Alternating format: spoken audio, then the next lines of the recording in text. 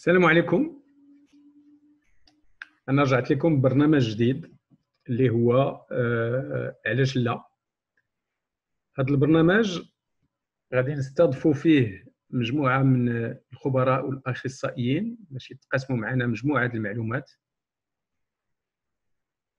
وغادي يكون لينا الشرف اننا الحلقه الاولى غادي تكون مع مهندس من المدرسه المحمديه اللي هو أستاذ جوزرو عبد الجليل من مراكش، أخصائي في الهيدروليك، وكتب كتاب خصو الوقت، le temps. Donc c'est un plaisir d'accueillir aujourd'hui dans le nouveau concept علاش لا اللي زاد في الراس تنفع.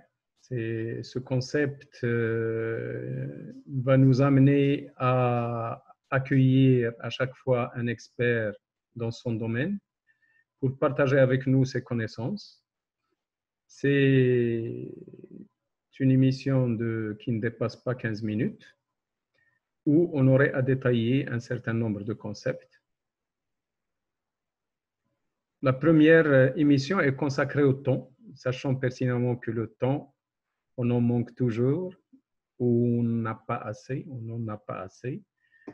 Donc, Siguzuru va nous le présenter à travers son livre, son premier livre. Il va nous expliquer le temps dans toutes ses facettes. Donc, encore une fois, bienvenue au marhaba bikoum, et à vous la parole, Siguzuru.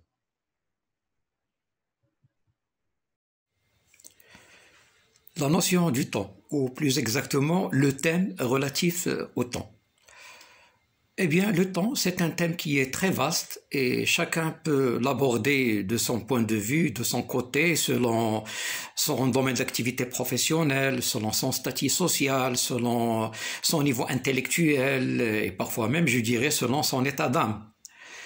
Alors, c'est une ressource, bien entendu, qui est très précieuse, qui n'est pas renouvelable et qui est, je dirais, la matière première dans la vie des individus, aussi dans la vie des peuples, des nations, etc. C'est une sorte de réservoir dans lequel vont s'inscrire toutes nos activités, nos réussites, nos échecs, nos projets, nos ambitions, etc.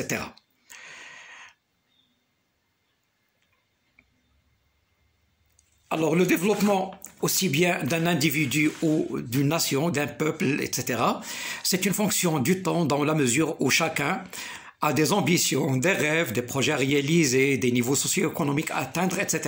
Et bien entendu, tout ça, c'est une fonction du temps. Ça se prépare, ça se réalise et ça s'évalue en fonction du temps. Alors, ceci nous amène, bien entendu, à la notion de gestion du temps. C'est le facteur primordial.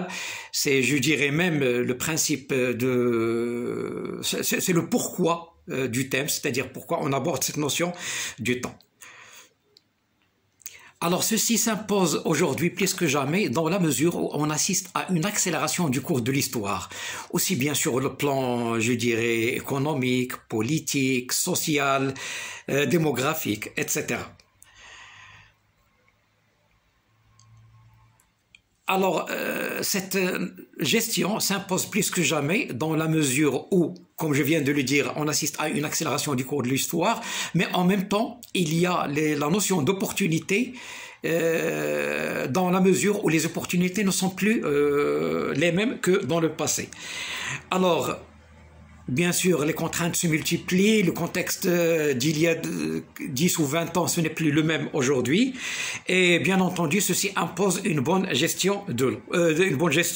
du temps. Vous m'excusez, je parle de gestion de l'eau parce que moi je suis hydraulicien. Alors, donc, la gestion efficace du temps passe obligatoirement, et je dis bien obligatoirement, par les aspects suivants. Je parle en connaissance de cause parce que j'ai géré le temps dans pas mal de projets. Il y a tout d'abord la définition des objectifs. Qu'est-ce qu'on peut faire, qu'est-ce qu'on va faire ou qu'est-ce qu'on veut faire dans notre temps? Quels sont nos objectifs?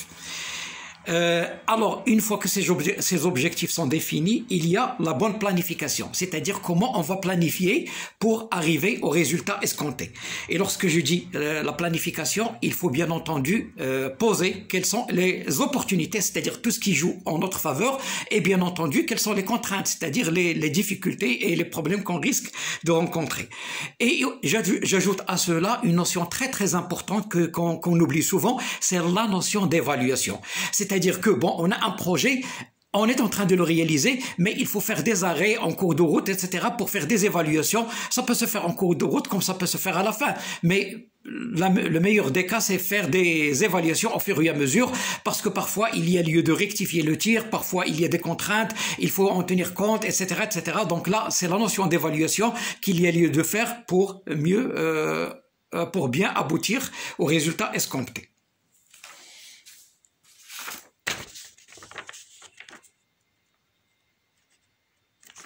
Alors, dans la gestion du temps, on peut parler en fait de deux parties, ou bien de deux concepts. Il y a la micro-gestion du temps, dans la mesure où ce sont des objectifs à court terme. Parfois même, c'est des objectifs dans la vie d'un individu, c'est un truc qu'il va réaliser par exemple dans une journée. Ce sont les activités quotidiennes. Pour les peuples, etc., c'est le court terme. Donc là, on peut parler de micro-gestion. Comme on peut parler de macro-gestion dans la mesure où on se fixe des projets lointains dans le temps et on est en train de les gérer selon des mois, des années, etc. Donc là, on peut parler de macro-gestion du temps. Alors pour moi, je peux classer le temps en 4 classes. Il y a, bien sûr, je dis ça aussi bien pour les individus que pour les peuples. Il y a d'abord ce que je peux appeler le temps vital. Par exemple, pour un individu, c'est le temps pour manger, pour dormir, pour aller au travail, etc.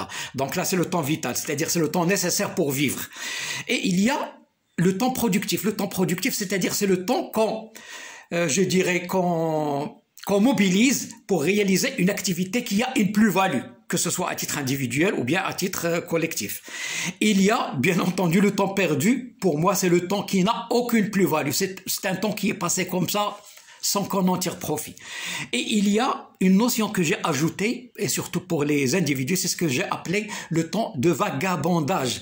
C'est une notion un petit peu philosophique, je la définis comme étant le temps qu'on peut, je dirais, réserver à soi-même, loin des activités quotidiennes, loin, je dirais, des voleurs de temps comme les réseaux sociaux, Internet, etc., qu'on peut passer parfois même tout seul, loin de sa famille, loin de son contexte professionnel. C'est un temps qui est réservé pour la méditation, pour la réflexion, pour se ressourcer, et c'est un temps, moi je juge qu'il est maintenant plus que jamais très très important dans la mesure où il va orienter notre vie et nos activités futures. Alors, je l'ai dit tout à l'heure, moi, je suis ingénieur dans le domaine de l'eau. J'ai toujours trouvé une analogie entre l'écoulement du temps et l'écoulement de l'eau. Je donne un exemple. En hydraulique, on définit ce qu'on appelle la notion de débit. C'est quoi le débit en hydraulique? C'est tout simplement le volume, par exemple, qui peut passer dans une conduite par unité de temps.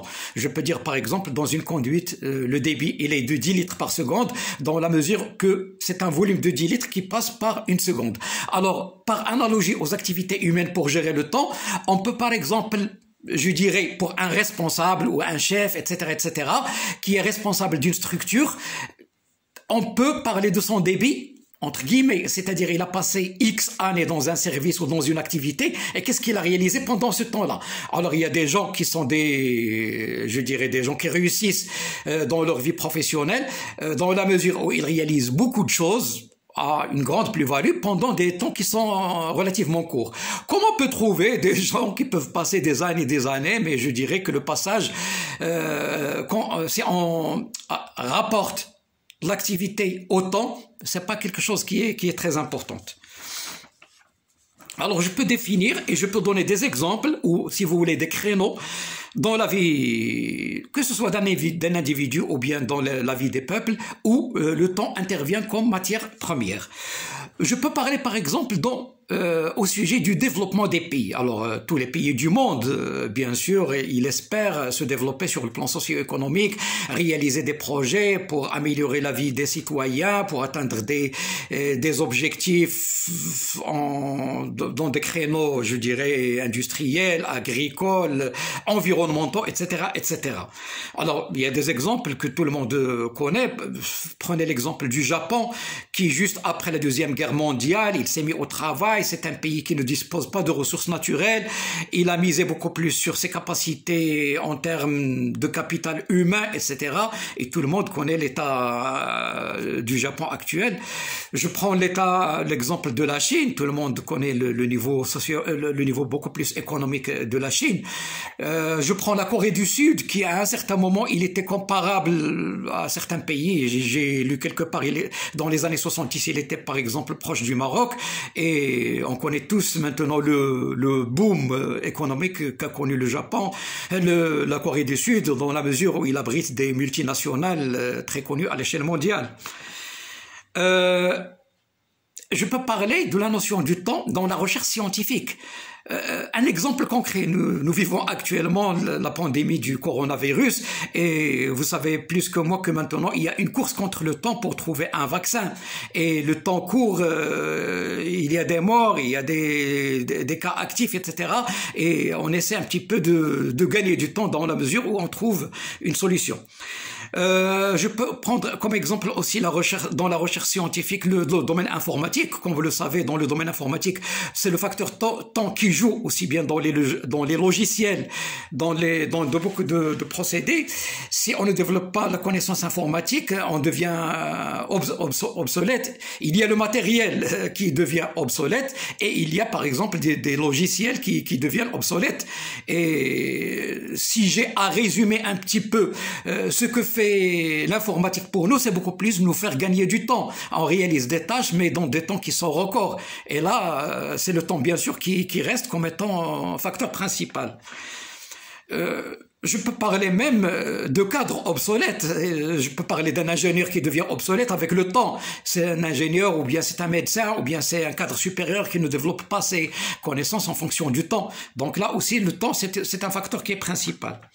Je peux parler du temps dans le domaine religieux, dans la mesure où toutes les religions, surtout les religions monothéistes, qui incitent aux croyants, aux fidèles d'exploiter le temps pour réaliser des actes pour le bien, que ce soit de soi-même ou bien de la collectivité.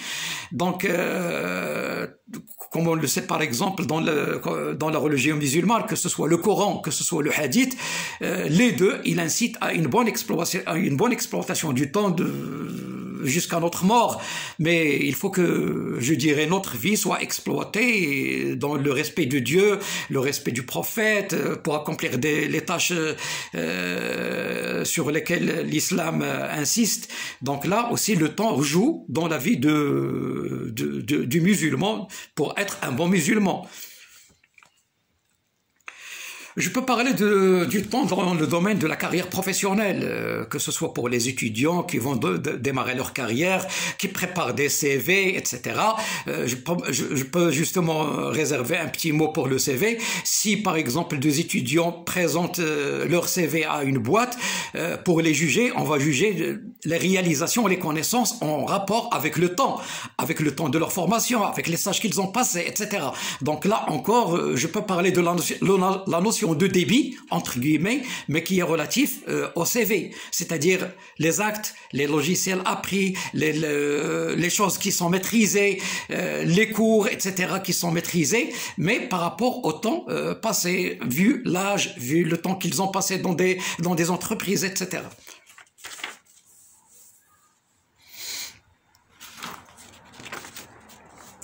Pour parler du côté psychologique, philosophique, social du temps, je peux aborder une notion qui est très très importante, c'est la notion de stress.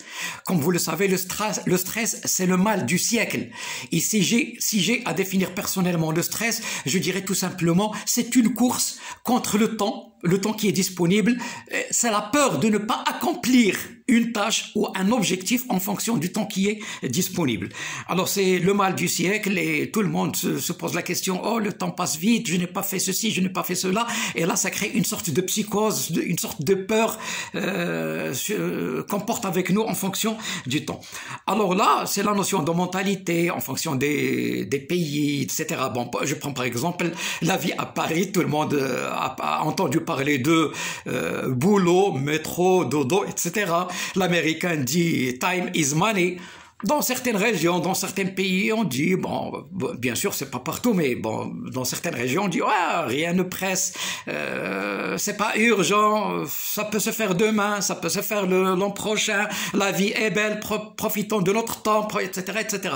Donc là, c'est un petit peu la notion de mentalité selon le niveau social, selon le niveau psychologique, etc. Et le facteur commun à tout ça, c'est la notion de stress. Bien entendu, chacun la vit de son côté selon son appartenance, etc., etc. Et bien entendu, le rapport au temps n'est pas le même dans la vie de tout un chacun. Selon, bien sûr, la vie de tout individu passe par l'enfance, par l'adolescence, par la vieillesse, etc. Alors l'approche au temps n'est pas la même pendant la phase de jeunesse que pendant la vieillesse. Parfois, bon, quelqu'un qui est vieux, c'est beaucoup plus, il pense à la fin de sa vie, à la mort. Il y a des gens, même par exemple des fonctionnaires, une fois qu'il a sa retraite, il dit, bon, c'est la fin de la vie, etc., etc. Bon, je ne dis pas que c'est la réalité, loin de là. Moi, j'ai toujours dit que, moi personnellement, je n'ai jamais admis cette notion de retraite administrative parce qu'il y a toujours quelque chose à faire. On est toujours utile pour autrui, pour soi-même, etc. Donc là, c'est encore là la gestion du temps. Donc en conclusion, le temps, c'est une ressource qui est précieuse, que ce soit pour les pays, que ce soit pour les individus. Il est non renouvelable, elle passe vite et il y a lieu de faire la bonne gestion de ce paramètre. Et je dirais que la bonne gestion repose sur les points suivants. Tout d'abord, c'est la définition des objectifs d'une manière pragmatique en définissant le contexte avec ses avantages et aussi ses contraintes, par la bonne planification et surtout aussi par la bonne évaluation, que ce soit en cours de route ou bien à la fin pour rectifier le tir et beaucoup plus pour orienter nos ambitions, nos rêves, nos projets. Voilà, je pense avec ça, j'ai donné un aperçu sur le temps, que ce soit pour les individus, que ce soit pour les pays. J'espère avoir donné l'essentiel et merci pour votre attention.